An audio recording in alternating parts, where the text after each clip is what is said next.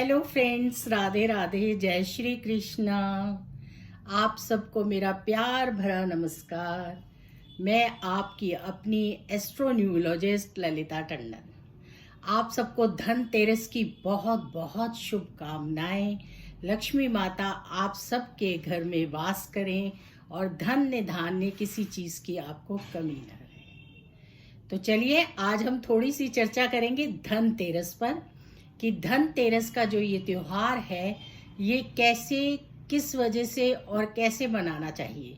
मनाना तो सबको अपने घर के रीति रिवाजों के हिसाब से ही चाहिए, अपने बड़ों का मान सम्मान करते हुए जैसे वो कहें वैसा ही करना चाहिए। जहाँ पर प्यार, मोहब्बत और एक दूसरे का मान सम्मान और आदर होता है वहाँ तो लक्ष्मी जी वैसे ही स्थिर रहती हैं, वहाँ से बाहर जाती ही नहीं है, क्योंकि उन्हें वो बहुत पसंद होता है। जहाँ स्त्रियों का सम्मान होता है वहाँ पर लक्ष्मी जी कभी बाहर नहीं जाती। तो धनतेरस का त्योहार होता है हमारा, यानी कि तेरस का दिन होता है और आज बहुत ही शुभ है क्योंकि आज प्रदोष भी है और प्रदोष के साथ साथ हमें शंकर भगवान की भी पूजा करनी चाहिए। जो लोग प्रदोष की नित्य पूजा करते हैं वो तो करेंगे ही, बाकी सबको भी शंकर भगवान की पूजा करनी चाहिए। धनतेरस का त्योहार धन्वंतरी जी की पूजा पाठ जरूर करनी चाहिए क्योंकि वो हमें आरोग्य देते हैं, स्वास्थ्य देते हैं और वो मेडिसिन के देवता हैं। तो यहाँ पर ध्यान रखना चाहिए कि उनकी पूजा जरूर करनी चाहिए। कुबेर जी की पूजा करनी चाहिए, लक्ष्मी गणेश जी की पूजा करनी चाहिए। अब गणेश जी जो हैं उनकी पूजा अति अनिवार्य होती है दिवाली पर, क्योंकि लक्ष्मी जी तो जब देने पर आती हैं इतनी करुणामयी होती हैं कि बहुत ज़्यादा देती हैं और धन से भंडार भर देती हैं। और लक्ष्मी जी के मानस पुत्र हैं गणेश जी, जो बुद्धि के दाता हैं और हमें ज्ञान देते हैं और हमें बुद्धि देते हैं कि उस धन का सदुपयोग कैसे करना चाहिए। इसलिए ये पूजा बहुत ज़रूरी है। और अब कुबेर जी की पूजा भी बहुत ज़रूरी है और करनी भी चाहिए क्योंकि वो तो देवताओं के खजांची हैं।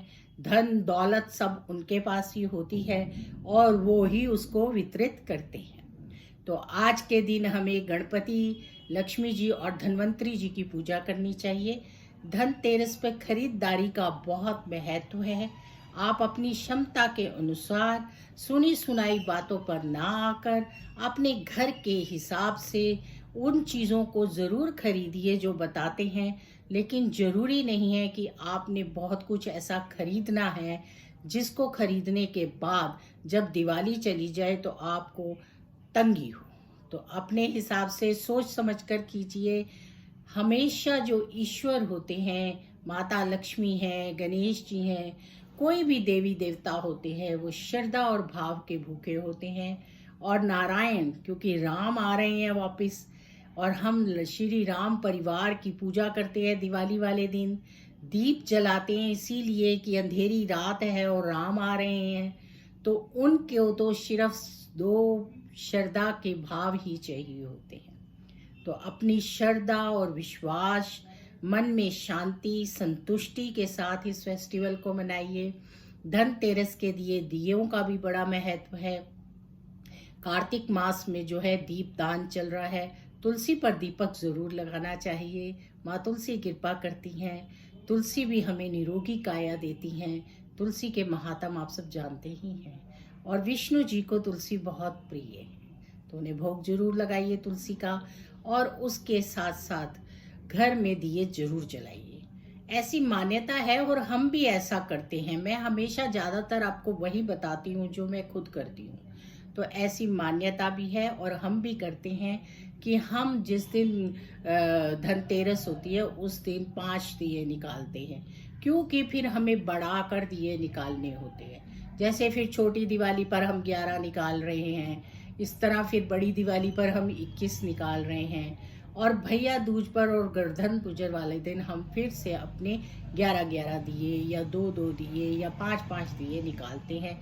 लेकिन ये 5 दिन का जो त्यौहार होता है इसको पूरी तरह से 5 दिन जरूर मनाना चाहिए। धनतेरस से हम शुरू होते हैं खरीदारी करना, और हमारा दिवाली का पर्व का मतलब ही होता है थकना। थक कर ही तो हमें महसूस होता है कि हमने दिवाली मनाई है, क्योंकि दिवाली पर हम बिल्कुल वैसे ही थकते हैं जैसे हमारे घर में शादी होती है। हर दिन की पूजा के लिए और हर दिन का सामान लाना ही पड़ता है, तो बाजार जाना ही पड़ता है, ताजे फूल लाने पड़ते हैं, हर दिन की पूजा की सामग्री अलग से लानी पड़ती है।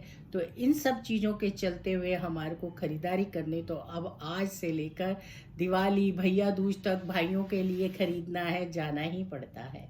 तो आप लोग इस दिवाली धनतेरस पर अपनी श्रद्धा और विश्वास के हिसाब से बहुत अच्छे से अपनी इच्छा अनुसार खरीदारी कीजिए।